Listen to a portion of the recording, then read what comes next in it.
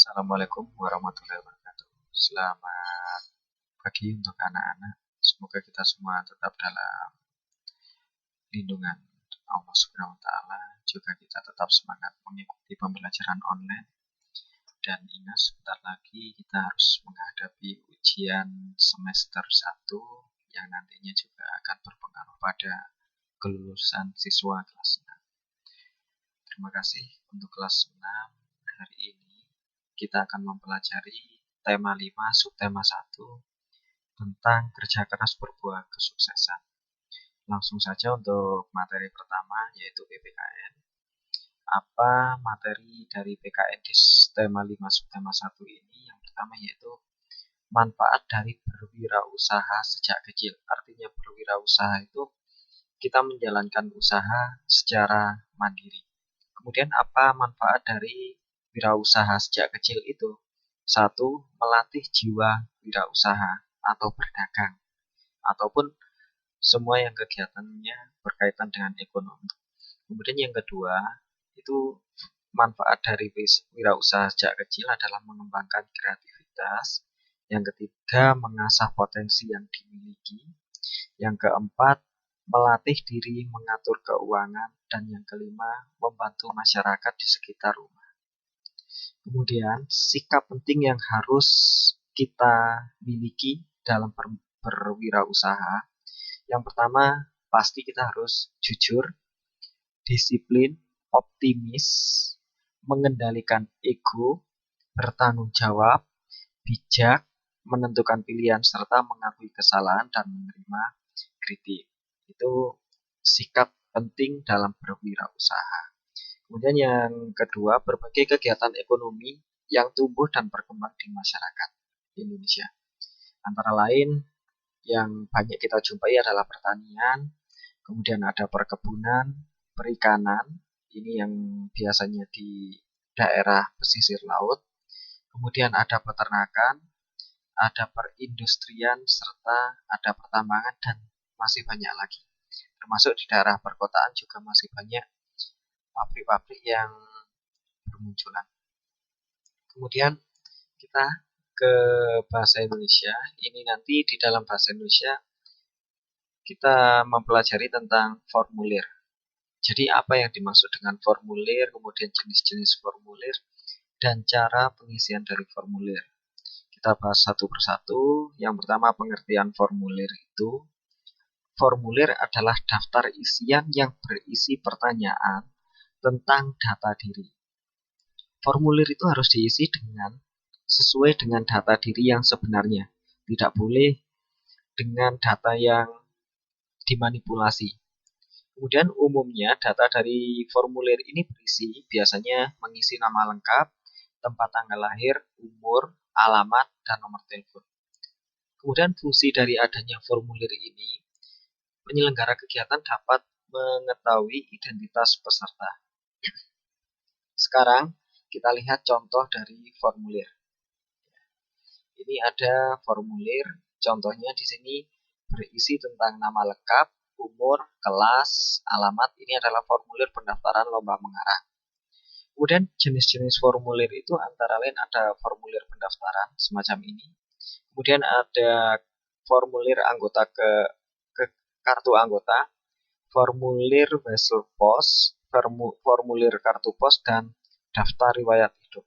Ya, itu adalah contoh-contoh atau jenis-jenis dari formulir. Kemudian wesel pos.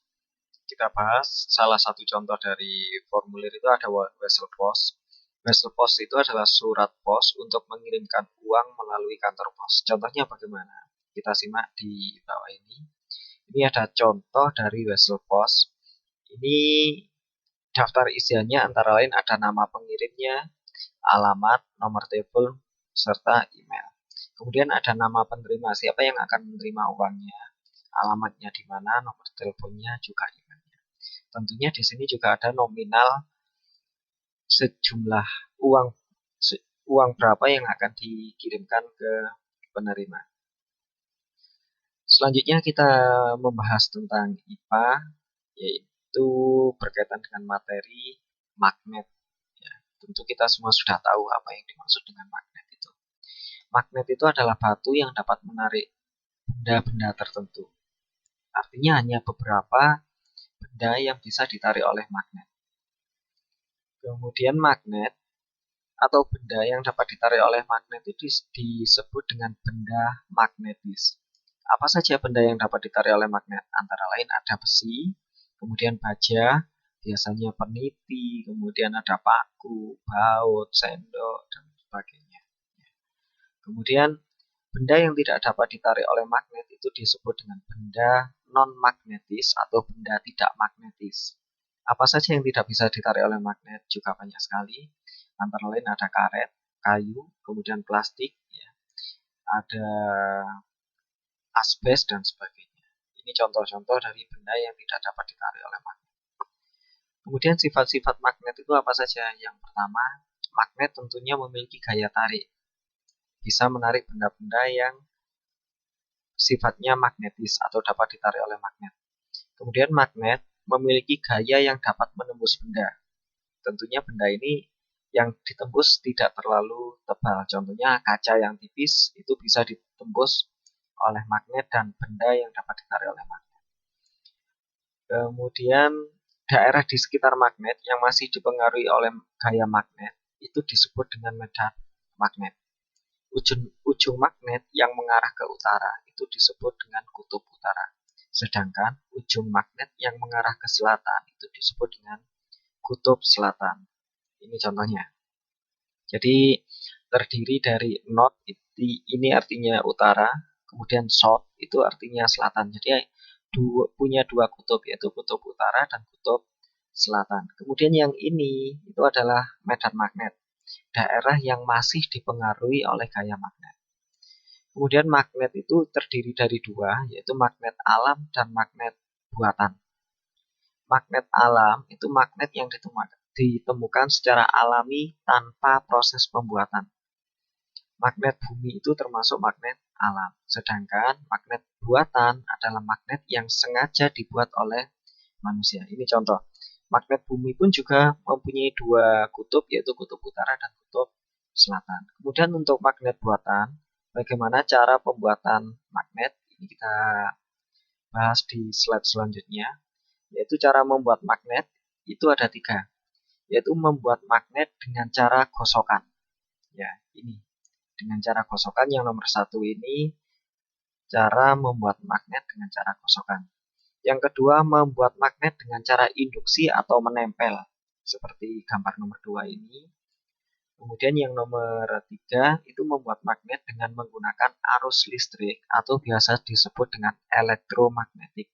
Apa saja bahan yang kita perlukan? Antara lain ada baterai, kemudian kawat, ini juga ada paku atau besi, kemudian ada paku-paku kecil atau benda yang mungkin bisa ditarik oleh magnet. Kemudian bentuk-bentuk magnet itu bermacam-macam. Ada magnet batang, semacam ini bentuknya. Kemudian magnet silinder, bentuk seperti tabung. Ada magnet jarum, biasanya ini dipakai pada kompas. Kemudian magnet U, bentuknya seperti U, juga ada kutub utara dan selatan. Ada magnet ladam, ini biasanya dipakai pada tapal kuda, dan magnet lingkaran. Kemudian ini ada contoh pembuktian bahwa gaya magnet itu dapat menembus benda. Ini kita contohkan untuk gaya magnet yang dapat menembus benda. Selanjutnya, sifat-sifat magnet secara umum tadi sudah kita bahas. Magnet dapat menarik benda-benda tertentu. Kemudian magnet itu memiliki dua kutub, yaitu kutub utara dan kutub selatan. Kemudian gaya tarik magnet terkuatnya itu ada pada kutub-kutubnya. Jika dua buah magnet ya didekatkan, misalkan kutub U dengan U itu didekatkan, maka akan tolak-menolak. Apabila kutub yang tidak senama didekatkan, maka akan terjadi tarik-menarik. Misalkan kutub U dengan kutub S, kalau misalkan didekatkan, itu maka akan tarik-menarik. Tetapi apabila senama, itu malah akan tolak-menolak. Seperti kutub selatan dengan kutub selatan, apabila didekatkan, maka akan tolak-menolak. Sifat yang kelima adalah gaya magnet dapat menembus penghalang.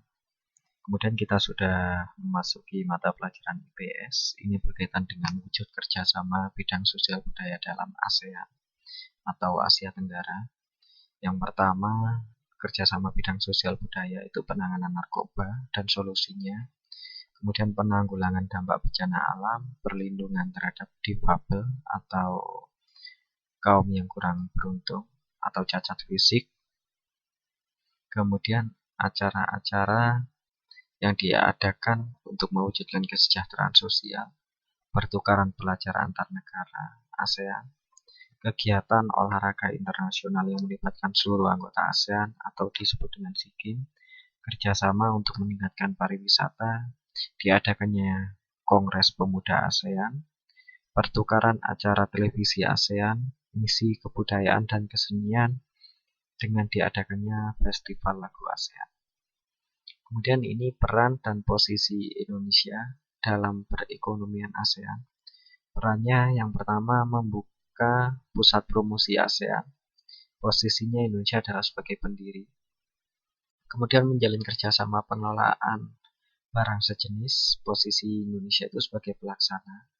Kemudian peran Indonesia menyediakan cadangan pangan ASEAN, membangun proyek industri bersama, kemudian membentuk Komite Negara Penghasil Minyak Bumi ASEAN, membentuk kerjasama di bidang kooperasi ASEAN, dan membentuk kawasan perdagangan bebas ASEAN. Ini adalah peran dan posisi Indonesia dalam perekonomian ASEAN atau Asia Tenggara. Kemudian kita memasuki mata pelajaran SPDP, kita membahas tentang reklame. Apa yang dimaksud dengan reklame? Reklame itu berasal dari bahasa Spanyol. Katari itu artinya adalah kembali atau berulang. Kemudian clamus itu artinya berseru. Jadi reklame itu adalah seruan yang berulang-ulang atau kembali diserukan. Dalam artian luasnya, reklame itu adalah suatu karya seni rupa yang bertujuan untuk menginformasikan, mengajak, menganjurkan, atau menawarkan produk kepada konsumen dengan cara yang menarik sehingga konsumen ingin memiliki atau menggunakan serta membelinya. Contoh reklame yang kita kenal antara lain ada spanduk, poster, selebaran, brosur, dan lain-lain. Ini contohnya. Ini ada contoh spanduk, kemudian ini poster yang kemarin kita bahas, dan juga selebaran. Kemudian di dalam reklame pun itu juga ada yang namanya logo. Apa yang dimaksud dengan logo? Logo itu adalah gambar atau huruf yang bermakna dan mewakili suatu produk. Kemudian ciri-ciri logo yang baik itu yang pertama sederhana, kedua unik, ketiga mudah diingat, keempat bertahan dalam jangka waktu yang lama, kemudian yang kelima sesuai dengan tujuan pembuatan logo. Logo dapat digunakan sebagai identitas suatu lembaga, organisasi, acara, dan sebagainya.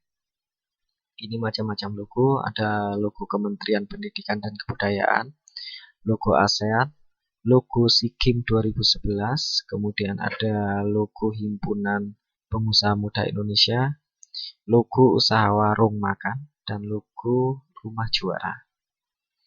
Kemudian langkah-langkah membuat logo, yang pertama kita harus bisa menentukan tema, kemudian menyiapkan alat dan bahan, membuat simbol atau gambar yang mewakili tema, menuliskan kata atau kalimat yang mewakili tema, mewarnai logo, dan menuliskan arti gambar dan warna logo.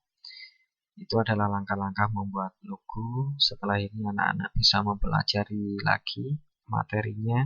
Kalau memang kurang paham, video yang Pak Danang buat ini bisa diputar kembali atau bisa menambah wawasan melalui materi yang ada di LKS.